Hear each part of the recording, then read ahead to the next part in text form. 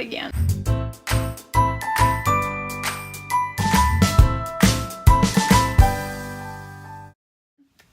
Hello and welcome to my channel. I am Rayleigh Bradshaw, aspiring author of YA historical fiction, currently working on my debut novel, Untameable. This is the first week of Camp Nanowrimo. So I am posting vlogs every Monday of my Camp Nanowrimo experience. If you want to watch those, go ahead and subscribe so you can watch.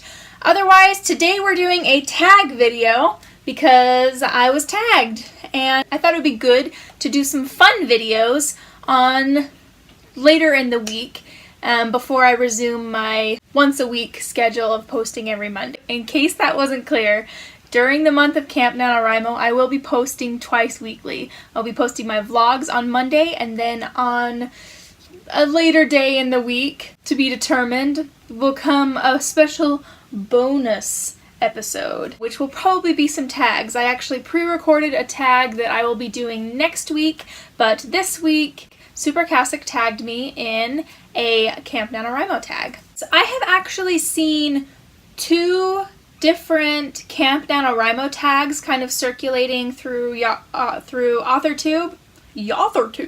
One of them was created by Haley Bascom, so I will link her below, even though this is not her tag that we're doing, just because she also did a Camper NaNoWriMo tag, and I feel like then go ahead and watch hers because it was really great as well. This is the Quickfire Camp NaNoWriMo tag, and this tag was created by Evie and Marisa Mohi. So I will link both of their channels below. Make sure you go ahead and check them out. I know that Evie is brand new to AuthorTube, so welcome to AuthorTube. Not that I'm one to welcome you, since I'm also brand new myself, but we're going to get into this tag. So I am about to leave for work, but I thought I would just record this really quickly, get it edited, and put it up a little bit later on today. Let's move on to question number 1. Question number 1 is, sun, moon, or stars? Are you working on drafting, revisions, or editing? And what is your project about? Category / genre / point of view. So, I'm currently working on the second draft of my novel Untameable, which is a Western YA historical fiction. And it is about Mercedes McBride, a young woman during the tail end of the cowboy era, who is forcibly taken from her all-girls boarding school at the beginning of the story and brought back to live with her abusive father who never used to want her. And she doesn't understand why she's being brought back or what it is that he wants to do with her. But when she finds out what it is he has in mind, she knows that she does not want to get stuck in this tiny Texas town. And in her desperation to escape and make her way back to the East Coast, she goes to some extreme measures that may or may not include pretending to be a cowboy. So it's a light-hearted historical fiction, largely comedy-based, with some romance thrown in, of course. So I'm working on the second draft of that, revising what I wrote as a teenager, which, let me tell you, that's a lot of work. Because as a 15-year-old girl, I did not understand plot. We'll just put it that way. Question number 2 is Archery Practice. What is the word count / page count goal that you are aiming for? This Camp NaNoWriMo, I made a goal of 30,000 words that I want to reach before the end of the month. And then as I got started, I realized that it might be possible to finish this draft this month, which would be amazing! And so that's kind of what I'm aiming for, is try to finish the book. But if I only reach 30,000 words, I will be quite pleased. Thus far, I've been able to maintain an average of about a little over 1,100 words a day. So if I keep this up, I think I should be in pretty good shape.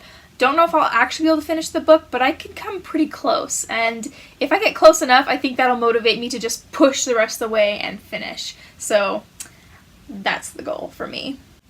Question number 3, cabin or tent? Are you writing alone or with friends? / are you actually part of the Camp NaNoWriMo website, and are you in a cabin? So yes, I am in a cabin, and I do not know any of my cabin mates, but I don't really feel like I'm writing alone. So yeah, I'm going to say I'm in a cabin, and I know a lot of people cabin up with friends. A lot of the author tubers are in cabins together, which sounds like it's probably a blast and a half, and I would love to do that maybe next year, you know, with some of you guys. That would be really fun to do a cabin together. But this year was my first year doing Camp NaNoWriMo, and I was put in a cabin with people I didn't know, but it's, you know, it's actually been pretty fun. I've been really trying to encourage some conversation on our little campsite, and it's been pretty fun so far. There's not a lot of commenting going on, but I feel like it's just enough to not be distracting, but to still feel like we're a team and we're kind of involved in encouraging one another and, you know, cheering each other on. So I think it's really fun. It's been a good experience thus far during this first week of camp. Question number 4. This is a fun one. Around the campfire. What are your favorite songs to listen to when writing? So I actually do not listen to music while I'm writing typically. If I ever do, it's classical music, especially violin music that was written during the time period of my story because my main character plays the violin.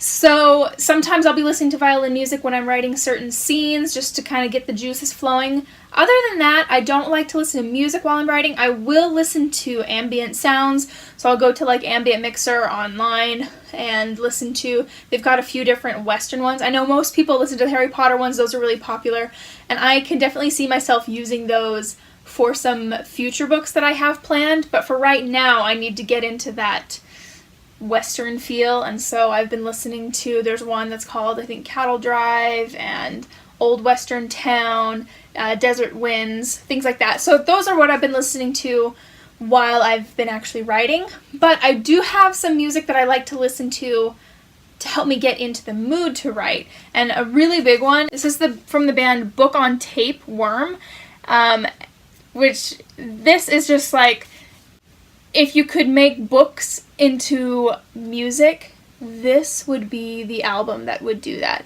I think it's really gorgeous. This is their album, All the World's a Stage, and all of the songs have references to different classic books and literature and things like that. My absolute favorite song on the album is called To Mock a Killing Bird. And just check this out. When you open their CD case, I need some dreams to it's beautiful. It's just very well put together, beautiful music. It can be a little bit of a downer. A lot of the music is like kind of lower tempo, slightly depressing, but beautiful, really beautiful. So I do like to listen to this in my car. I have some of their songs on my phone, and so I'll plug that into my car and listen to it. And then I just have a playlist of music that kind of helps me to feel motivated to write. The Moana song, How Far I'll Go, that's on there. I've got A Million Dreams from The Greatest Showman. I actually didn't like that movie, but I did really like that song. So I listened to that. That's on my playlist, along with a few other songs. The Impossible Dream from Man of La Mancha. I'll listen to songs like that, and they help me feel like, yeah, I can do it. I can reach for my dreams, and you know, then I get all excited and whatever. So that answers that question of around the campfire. Question number 5, in the dining hall. What are your favorite snacks and drinks to have while you are writing? So, for me, writing is a sacred experience, and eating is also a sacred experience. Eating for me is like, when I take a bite of something, it's like,